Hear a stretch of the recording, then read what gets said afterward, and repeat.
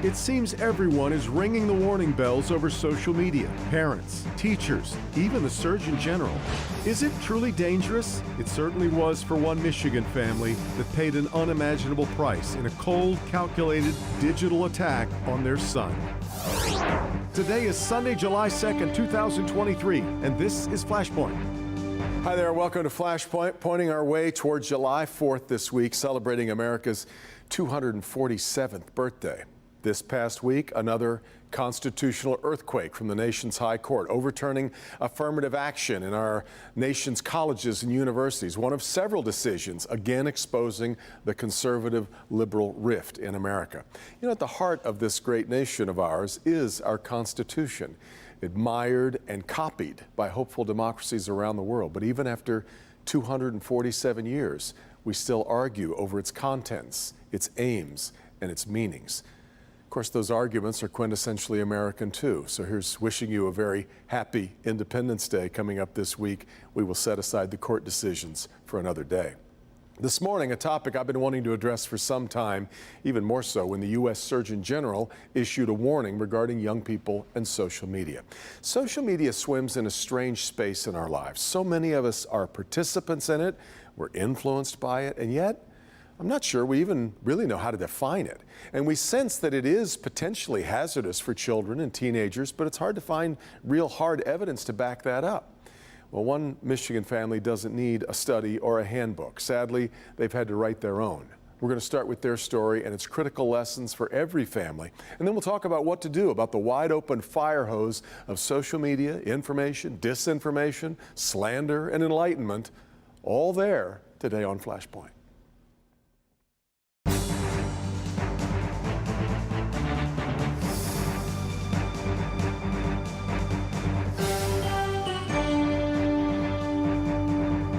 You know, the problems in social media seem to run in so many different directions. The bullying, the flow of information that can be dangerously wrong or misguided. And then there's an even darker side where trouble is waiting to entrap a young, gullible mind. And that's the story of Jordan Demay, the Michigan teenager who took his own life just hours after falling victim to a horrendous and cruel scam. My partner Kimberly Gill traveled up to Marquette to talk to his parents who, rather than sequestering in silence, want you to know about the treachery that can be hiding in an online message. That would have been his senior year. It would have been his last season at Marquette High School, but that smile right there was classic Jordan Demay. Jordan Demay's parents describe all the things that made the 17-year-old special. Jordan was a really kind individual. He was very social. He was inclusive with everybody. The kid dancing around the locker room, smiling. He played sports, was very involved in sports. He was a very compassionate young man with a future ahead of him. Jordan's promising future and pleasant personality was the exact reason his family believes he was targeted in a social media sextortion scam. It only took a few exchanges on Instagram to change everything. Did you know how much he used social media, or was it ever a problem? We monitored his text messages for a long time. We monitored his usage, his phone. We set all the parent restrictions through Verizon and through Apple and everything that we could do. But as he got older, he was 7 weeks away from his 18th birthday. So at that point, it was like, you know, he's going to be an adult. He can make his decisions here. So can you talk about the day of the tragedy? What happened? I had received a text message from Jordan that said, "Mother, I love you," which wasn't out of the ordinary. You know, it didn't set off any alarms in my head that he texted me during the middle of the night. But as I was getting myself ready and my daughters ready, I texted him back and he didn't respond. And when he didn't respond, I knew that something wasn't right. So she messaged me in the morning and just asked, "Hey, is Jordan at your house? Did he go to school?" So I got up and I peeked out the window and I saw his car in the driveway, which I thought was odd. So I'm like, oh, he slept in today. And completely not like him. I think he's only missed the bus once or twice his entire school each. I went into his bedroom and I found him in his bedroom in his bed. Jordan, just weeks before graduation and his 18th birthday, took his own life in the middle of the night. I mean, you didn't hear anything out of the ordinary that night, or? Unfortunately, I did. He shot himself at approximately 3:45 in the morning, and I happened to be up going to the restroom at the same time, and I heard the shot. It didn't compute with me. I was, in the middle of the night, half sleeping, and it startled me, and I thought about it for a second, and it didn't sound like a gunshot for sure. It was loud, and so I didn't know if he just kicked something over in his room or spilled something or whatever, and so I just went back to bed. So you see that this has happened, there's a panic, but how do you put it together that it was something related to being bullied in the sextortion on social media? So the people that were speaking with Jordan on Instagram, they sent one of the photos to Jordan's girlfriend at the time. And she contacted us and let us know, and we let the detectives know, and they took it from there. The detectives discovered Jordan had been speaking to 3 men from Nigeria who were pretending to be a teenage girl, asking for nude photos of Jordan. They were grooming him for those hours. Simple conversations, slowly progressing into flirting and into more sexual type conversations, and basically got to the point where he sent a picture of himself to her. One of the men demanded money from Jordan, writing, "I will send these nudes to everyone and also send to your family and friends until it goes viral. All you have to do is cooperate with me and I won't expose you." And when that happened, it was lights out. And that was a little after midnight. And then the tables turned and the extortion happened and the pressure, and they pushed him hard. Later, Jordan wrote, "I'm going to kill myself right now because of you." They replied, "Do that fast or I'll make you do it." These 3 guys from the other side of the planet came into my home, was secured while we were sleeping, and murdered my son. He sent them $300. I believe he sent him money multiple times. How long was this going on? Do we have any idea? 6 hours. Did you even know it was a thing? I don't know that I even knew that this was even... Maybe way in the back of my head, but not to this extent where they are pressuring young kids, young adults, and asking for the amounts of money that they are. I had no idea that it was going to that point. And that's why we're here, is I think we need to be the voice for the parents who either can't talk about this or maybe have some reservations about bringing this to the public. There's a lot of embarrassment in this stuff, but in our case, this is the story that needs to be told, and people need to know about this, especially parents, because they don't know what's going on. I can't save him, but maybe we can save some other kids by sharing his story. Well, Kimberly joins me now. This is, KG, so beyond awful. Now I'm so familiar with the story, but every time it just still registers. But what I keep coming back to is how quickly, 6 hours. 6 hours. It just happened like that. They were having a great day. He had gone to Walmart to pick up some things because they were going to go on a family trip that weekend.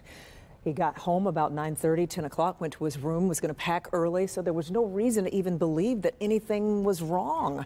Yeah. And, as you heard the father say, he did hear the gunshot, something that will haunt him for the rest of his life. The other thing, by condensing this time period, making it also as almost like a high-pressure car sales kind of thing, there's no time to cool off, no time for cooler heads to prevail. Nope. I think once he sent the picture, it's on, and that's when they start asking for money and saying, we're going to send this to everybody you know and make this go viral. And as you heard his parents say, he's a great kid. He was probably going to be embarrassed to ask for help and for this to possibly go viral. In fact, you were pointing out to me a little while ago, them sending that picture out once is the only reason that we know really what was happening here, because he destroyed his computer, and then it just would have been a suicide. Right? For the first 2 days, it was kind of an open and closed case where, okay, he committed suicide. Of course, the parents didn't know why, but it wasn't until the girlfriend said, you know, this is strange that I got this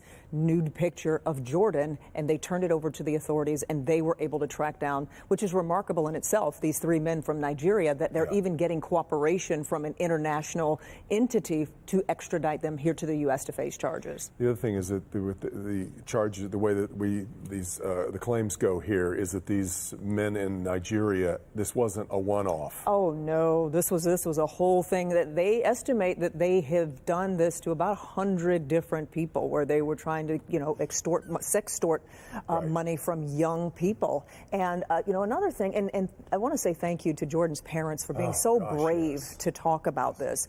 They've been contacted from other families who have had similar things to happen to their children, and it's just been an open and closed suicide case, and they wonder if maybe they were going through something like Jordan, and they just don't know. They don't have any evidence of that being the case. So it's like any other scam that we cover. There's so many more that happen that nobody, people are too embarrassed to come forward. Exactly. Yeah. Exactly. Well, I'm like you. I'm so admire that they were willing and almost eager. They were. To tell the story. They were. You know, I mean, you have older children. I have a 4-year-old. Just listening to them talk, it's made me reconsider even how I give screen time to my 4-year-old. He'll get on YouTube and go down a rabbit hole pretty quickly. And you and I have talked about artificial intelligence. It's only going to get worse from here. Somebody pointed out to me recently that artificial intelligence will never be worse than it is today. It just keeps getting more and more sophisticated. KG, thanks so much for that. We come back, we'll talk about what to do, how to talk to your kids, and how parents should move forward in this awful, strange new world. This is Flashpoint on Local 4.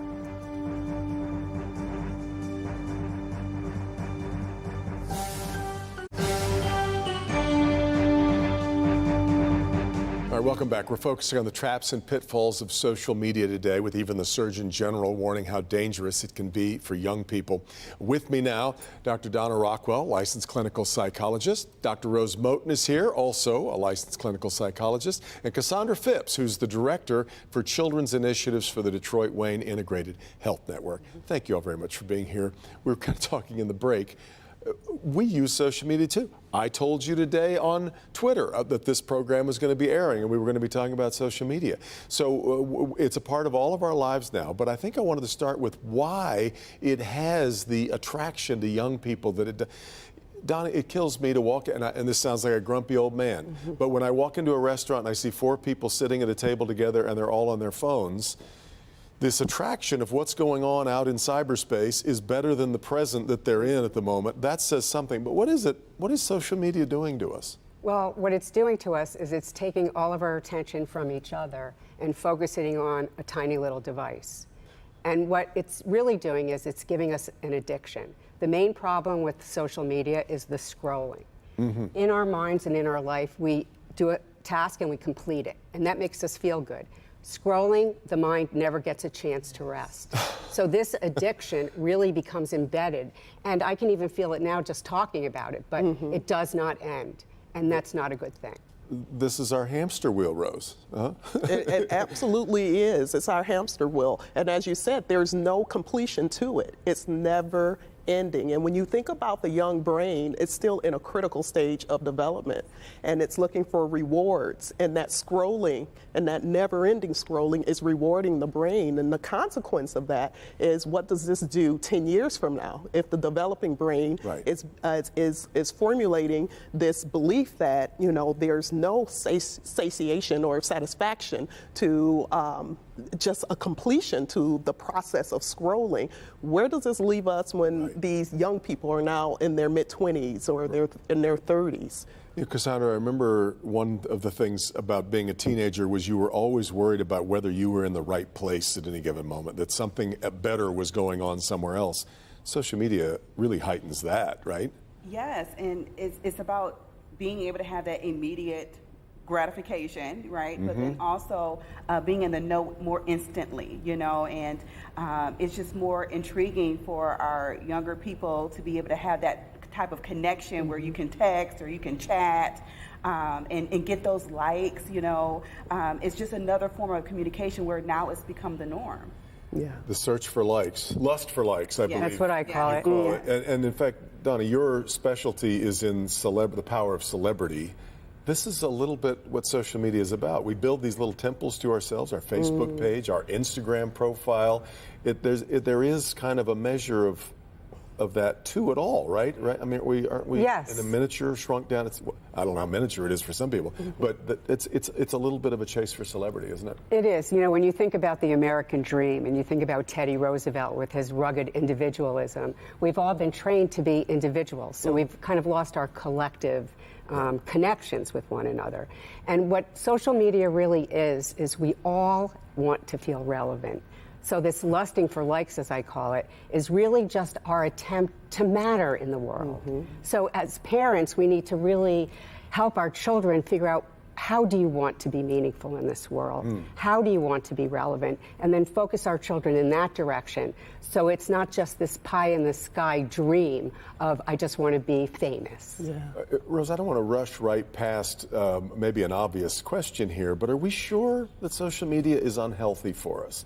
I was looking around. It's kind of hard to find studies yet that really sort of spell that out. We've all got anecdotal examples we can point out, but are we sure it's worse than it is good for us to be? Because in a way it connects us too. It absolutely connects us. So the Surgeon General even said there's no evidence to show that it's not harmful, right. But there's no real evidence, to show that it's harmful. There's correlations. We see that there's a link to that. And we know that there are many benefits of social media. And I like to believe that it was invented for the benefits, but the unintended consequences we're seeing them, in all of these stories, the story that you're covering today.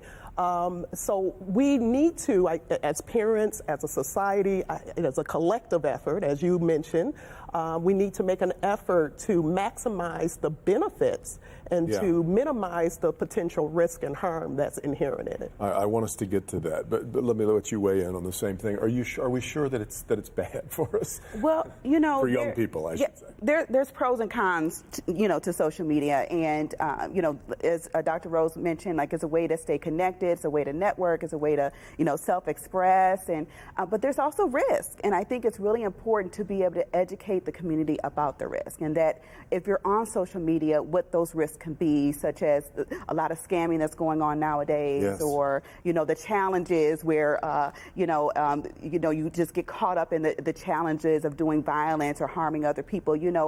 Just being able to educate our young people about how to safely be on social media. Well, then let's talk about that. What is the best way to talk about, whoever wants to jump in here on how to... Just even piggyback a little bit on that, because you asked about the harm. So we do know, and this was a recent finding of this year, that youth that spend more than 3 hours a day are 2 times as likely to suffer from depression or anxiety later on down the line. And the average youth spends 3.5 hours a day on social media. I think that's really minimized, quite honestly. So we know one of the risks is that our youth are at a higher rate now of being twice as much likely to be diagnosed later on in life with depression or anxiety because of this social media use. Well, and I keep going back to the fact that we have this epidemic of loneliness, and yet we're more connected than we've ever been, or not. Paradox, right? Right? Yeah. I think we need to be in the same room with each other to connect. And the main problem with social media is you have 95% of all teenagers on the device. You have 40% of 8 to 12-year-olds on the device. And we need to, as parents, really see this as an opportunity to create relationship with our children. Yes. This is just another example over the past decades of how we can get our children to successfully launch. And no matter what the environment is, we need to figure out how to create this relationship, the mother-daughter relationship, the mother-son relationship, the father-daughter, father-son relationship. Imbuing these children with our values and how they go off and live their life. This is actually an opportunity, and parents need to take advantage of that. Sandra, you want to jump in? Right, and when we talk about, also being able to educate about the risk, one of the programs we have with Detroit Wayne Integrated Health Network is the School Success Initiative. And we actually have some of our children providers, therapists that are co-located in about 72 schools in Wayne County. And dating violence was actually one of the risk factors that have been identified as some of the presentations that those therapists do in school. And so, of course, years ago, we would never thought that social media would be included with that dating violence topic, but I think that will be a great addition to include, and just being able to educate about building, how you build connections with social media.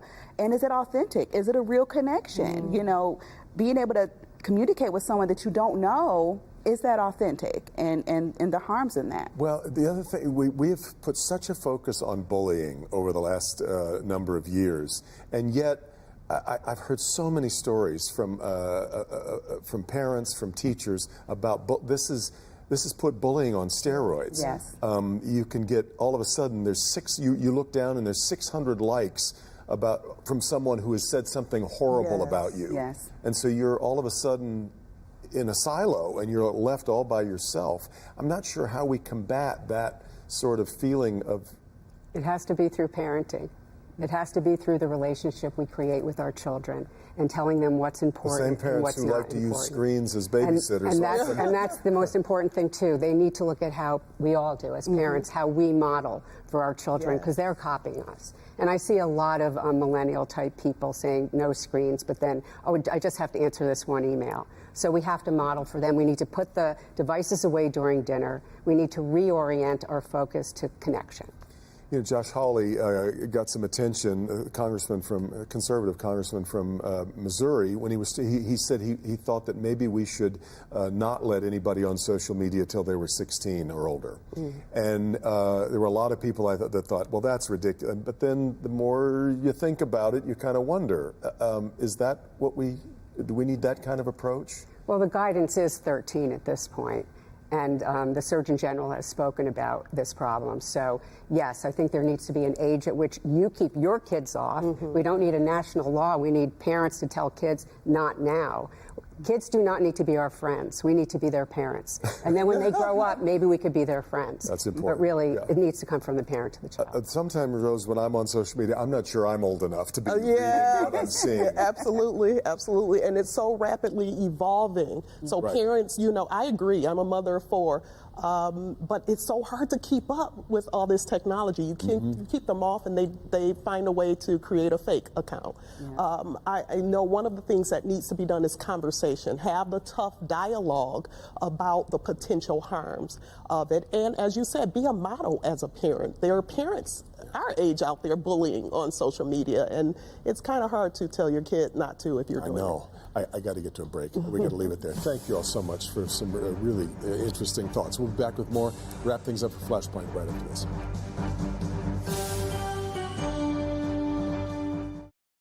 We're all out of time. Yesterday was Canada Day, so a belated happy Canada Day. And Tuesday, of course, the 4th. Hope you have a terrific Independence Day. Thanks so much for being here. Meet the Press coming up next. Have a great week. And we'll see you next time right back here for Flashpoint.